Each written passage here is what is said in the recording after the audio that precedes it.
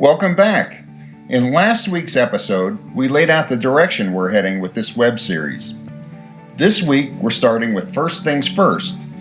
Any successful program, especially your HIPAA program, has a good leader. So let's jump right in and talk about how assigning a HIPAA privacy officer and security officer is your first step to a great program.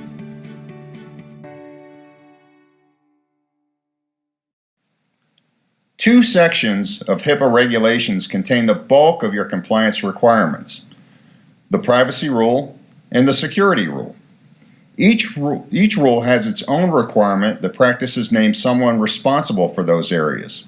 We'll talk more about the specifics of the privacy and security rules in later episodes, but for now, let's focus on who is responsible to carry each one out. Now imagine yourself running a practice with, let's say, 10 to 20 people. You probably don't have budget room to add 2 people to fill the privacy officer and security officer roles. You probably don't have 2 people that can devote much time away from patient care. In most cases we work with, the office manager fills both roles. Let's talk about who your practice should assign. Here's a few questions that may help guide you in selecting a privacy officer and a security officer. First, should one person fill both roles in your practice? This really depends on the size and organization of the practice. Larger practices split those roles, but in a lot of cases, that's just not possible.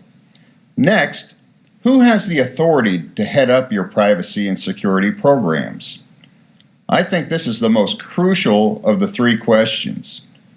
Both the privacy officer and security officer, whether or not they're the same person, will need the authority to carry out your HIPAA program. In some cases, they're going to have to tell people what to do, and they're going to have to make decisions.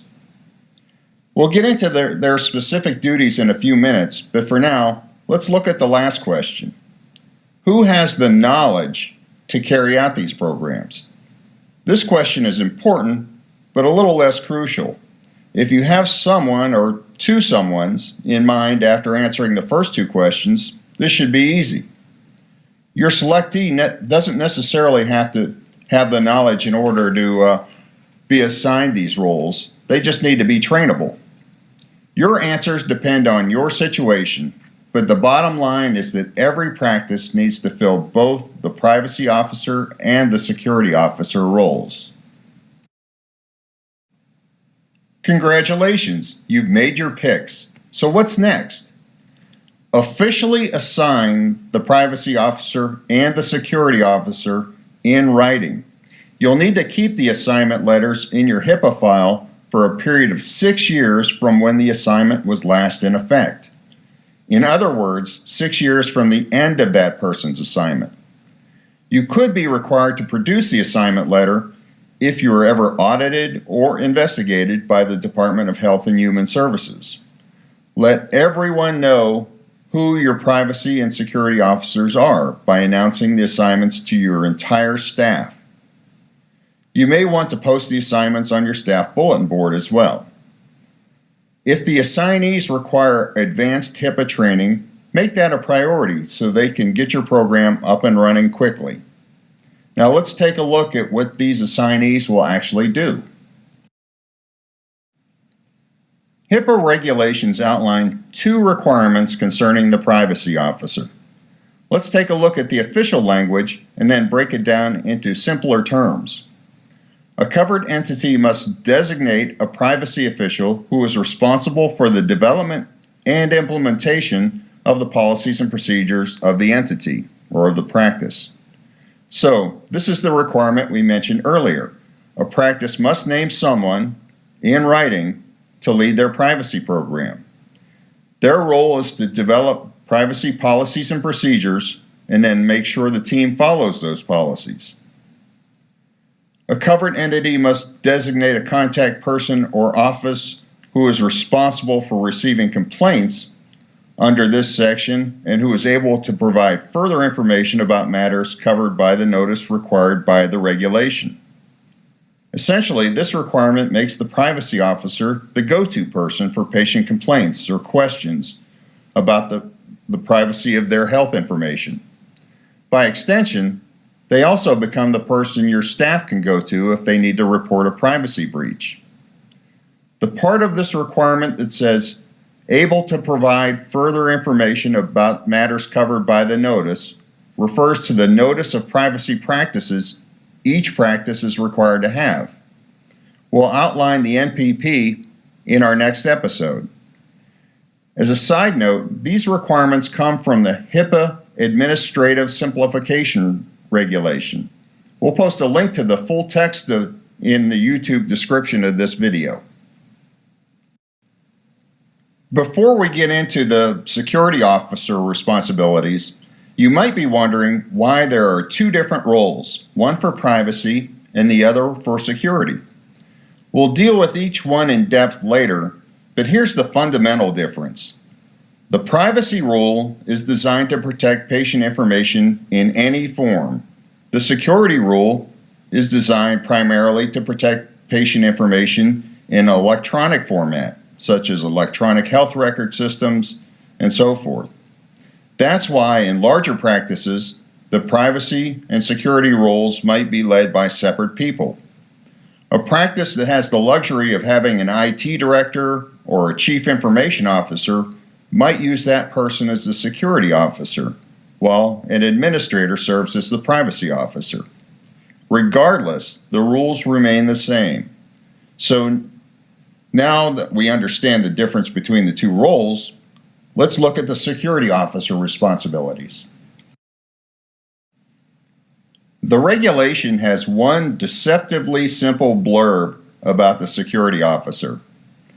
Identify the security official who is responsible for the development and implementation of the policies and procedures required by this subpart. This looks pretty much like the privacy officer responsibilities, but there are big differences below the surface. The security rule requirements are much more specific, and there are a lot of them that require detailed policies and procedures. We'll see that more when we get into the security rule episode. For example, the security rule has a requirement that says, implement technical policies and procedures for electronic information systems that maintain electronic protected health information to allow access only to those persons or software programs that have been granted access rights. Meaning, you have to have a way to make sure only those who should access electronic health information are able to do so. We're building these episodes in the same way we develop compliance programs for our clients. In this episode, as with our clients, we suggest the first thing you do is to name a specific person or people to head your privacy and security programs. Evaluate who should lead your privacy and security programs, formally assign them to their roles, announce their roles to your staff, and then make sure they have training needed to be successful. We'll continue to help build your program, so stay tuned. We've chosen an easy but important topic for next week's episode, the Notice of Privacy Practices. We'll talk about the requirements and show you a quick way to develop your own compliant NPP. If you already have an NPP, you'll still want to check out this episode since the requirements have changed and we still see a lot of older, non-compliant notices in use. We'd love to hear from you. If you'd like us to cover specific topics or have questions, just let us know. We'd be happy to help. We want to keep this training free with no advertisements. You can help by subscribing to our YouTube channel today. Just click the YouTube link at the bottom right of the screen, then click the subscribe button. Thank you. Again, my name is Andy Lako of Lake House Consulting, and we'll see you next week.